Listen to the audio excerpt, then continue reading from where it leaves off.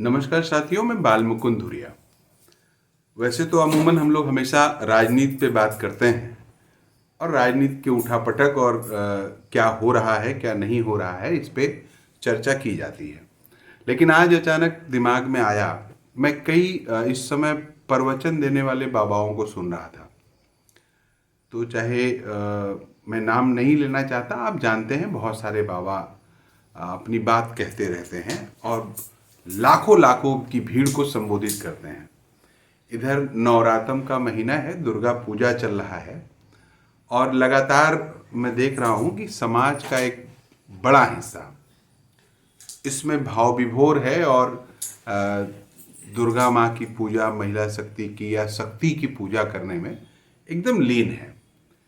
तो अब हमारे समाज की ये सच्चाई है कि लोग पूरा आसक्त होते हैं। लोग अब इसको क्या नाम दिया जाए, इसको कह सकते हैं कि लोग ये भक्ति में लीन रहते हैं और शक्ति के आगे नतमस्तक होते हैं और अपने परिवार की भलाई की कामना, अपने व्यवसाय की कामना, ये सब इधर लोग करते हैं। तो ये सब तो मान लीजिए एक परंपरागत तरीके से चलता है और ये हर साल का एक ट्रेडिशन है, या समझ लीजिए कि परंपरागत तरीके से लोग हर साल जिस तरह से तमाम त्यौहार मनाते हैं उसी तरह से दुर्गा पूजा भी लोग मना रहे हैं। तो ये तक तो लोग कर रहे हैं। वो लग रहा है कि लोग 9 दिन तमाम लोग उपवास रखते हैं और 9 दिन उपवास रख के लोग पूजा अर्चना करते हैं। या इसके विषय में हमसे ज़्यादा बहुत सारी बातें आप जानते हैं, उस पर बहुत कुछ कहना नहीं है। बात ये है कि जब बाबाओं को आप सुनते हैं, ये आप इंडिविजुअल पूजा वगैरह करते हैं, आपको अच्छा लगता है, आपको संतुष्टि मिलती है, आप एनर्जेटिक महसूस करते हैं, आपको लगता है कि आपके परिवार का इससे भला होगा, तो कोई बात नहीं है। लेकिन जब बाबाओं को सुनते हैं, आज मैं सुन रहा था, एक घुंघराले बाल वाले बाबा हैं, बहुत टीका उका लगाए रहते हैं और बागेश्वर की बात नहीं कर रहा है, दूसरे एक कोई है। तो उनसे एक लड़की सवाल करती है कि मैं अपने मायके में हूँ, मैं पति के यहाँ नहीं जाना चाहती और उनका व्यवहार ऐसा है वैसा है। तो वो अपने हिसाब से तमाम उल जुलूल तर्क उसको देते हैं। या फिर बागेश्वर बाबा ही, जो महिला सिंदूर नहीं लगाई है तो उसको खाली प्लॉट कह देते हैं। या अभी मैं किसी और बाबा को सुन रहा था, वो कहे कि आपका बच्चा आपका पढ़ाई में कमज़ोर है तो पान की पत्ती में ये सब वो सब लगा के वो कई शनिवार या बुधवार रखो तो तुम्हारा बच्चा पास हो जाएगा। या इस तरह की बहुत सारी बेतुकी, बेमतलब की और किसी भी सांचे में उस बात को आप सेट नहीं कर सकते हैं, ऐसी बातें ये बाबा बोलते रहते हैं। तो अमूमन तो सरकार को सेंसर लगाना चाहिए कि जिनकी फैन फॉलोइंग इतनी ज़्यादा है, लाखों लाख लोग जिनको सुनते हैं, हजारों हजार लोग जिनकी सभाओं में बैठते हैं, वो अगर कोई गलत बात कह रहे हैं, वो अगर कोई असंसदीय बात कह रहे हैं, वो अगर कोई झूठ बात कह रहे हैं, गैर तार्किक बात कर रहे हैं, तो इस पे सेंसरशिप लगना चाहिए। और इसका प्रभाव ये होता है कि नहीं तो फिर समाज में वही बातें चलने लगती हैं। लखनऊ में जिन इलाकों में हम लोग बैठते हैं, जहाँ पर लोगों को जानते हैं, तो हमने देखा है कि जो अपर मिडिल क्लास या middle class, lower middle class family है, वो लोग किसी बाबा वगैरह का, इस कथावाचकों का, बाबाओं का वो अपना बनाए हुए हैं, उनकी शागिर्दी लिए हुए हैं या उनका मेंबरशिप लिए हुए हैं।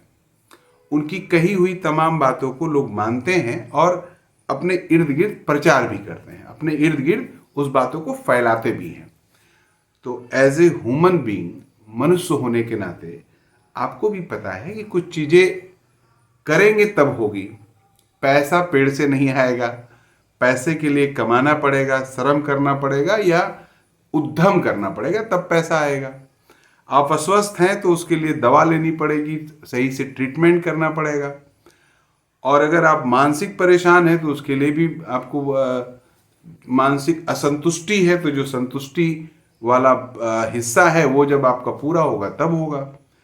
तो इसमें बाबाओं के वो जो तिकड़म होते हैं, बाबाओं के जो वो उसको आप कह लीजिए कि उनके जो काम करने का तरीका होता है, उनके जो टोटके होते हैं, वो करके तो आप समस्या से मुक्ति पाएंगे नहीं, वो करके समस्या तो हल होगी नहीं। तो कैसे समस्या हल हो, इसके बारे में थोड़ा साइंटिफिक समाज को सोचना होगा और सरकार को भी चाहिए। अब ये हमारी राय है, सरकार मानेगी नहीं ये तो पक्का पता है, कि सरकार को भी सेंसरशिप रखनी चाहिए कि कोई क्या बोल रहा है, उसकी बातों में साइंटिफिक तरीके से कुछ दम उम है कि नहीं, वो जो राय बांट रहा है सोसाइटी में, उस राय में कोई दम है कि नहीं, उससे कहीं सोसाइटी पे बैड इफेक्ट तो नहीं पड़ रहा है। इस काम को सरकार को करना चाहिए।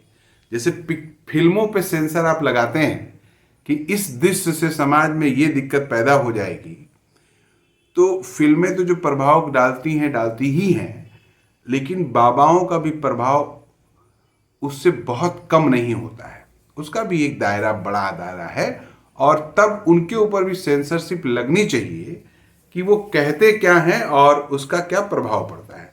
और अगर वो गलत चीज कह रहे हैं तो उस पर बेधड़क सरकार को एक्शन लेना चाहिए। और हम आप समाज के लोग हैं, तो समाज के भीतर हमें आपको थोड़ा वैज्ञानिक थॉट रखते हुए इन सब चीज़ों को सोचना चाहिए। आप जरा सोचिए, चांद पे आपका रोवर चला गया है, सूरज के नज़दीक आप जा रहे हैं, आप सौरमंडल देख रहे हैं, आप अंतरिक्ष देख रहे हैं, आप देख रहे हैं अंतरिक्ष की दुनिया काली देख रहे हैं, और फिर यहाँ तमाम टोटकों में पड़े हैं। पूरी अंतरिक्ष और जो अंतरिक्ष विज्ञान है, स्पेस साइंस है, उसके लिहाज से हमारी आपकी औकात कितनी थोड़ी है। तो उसमें भी हम उसको साइड करते हुए अभी भी तमाम टोने टोटके में फंसे हुए हैं, तमाम इस तरह की गैर व्यवहारिक और गैर साइंटिफिक बातों में फंसे हैं बाबाओं के सो कॉल्ड विचारों के मार्फत। तो इससे थोड़ा बचना चाहिए। और एक नया समाज बनाने के लिए ये बहुत ज़रूरी है कि आप अपने दिमाग से सोचिए क्या सही है क्या गलत है। आप अपने लॉजिक से सोचिए। जैसे बिना पढ़े बच्चा कभी पास नहीं होगा, ये एक फैक्ट है। नकल उकल करके पास करा लीजिए, बाद में एक एप्लीकेशन लिखने की हैसियत नहीं रह जाएगी, ये एक फैक्ट है। उसी तरह से बिना उद्यम, बिना उद्योग किए, बिना नौकरी सर्विस किए पैसा नहीं मिलेगा। इसके अलावा सारी बातें फर्जी हो जाती हैं। आपका स्वास्थ्य अगर मेंटेन नहीं रखेंगे तो नहीं रहेगा। इन सारी चीज़ों के इतर अगर कोई बात होती है तो उसका लॉजिक आपको खोजना चाहिए। ये जीवन का एक सही रास्ता होगा।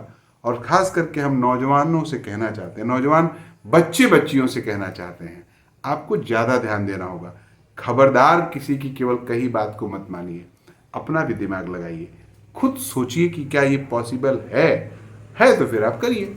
और अगर नहीं है तो आंख बंद करके कुछ आप करेंगे तो आप अपना तो नुकसान करेंगे, देश का भी नुकसान करेंगे, समाज का भी नुकसान करेंगे। थोड़ा अलर्ट रहिए, थोड़ा सोचिए, कुछ किताबों को पढ़िए, अच्छा लगेगा। नमस्कार।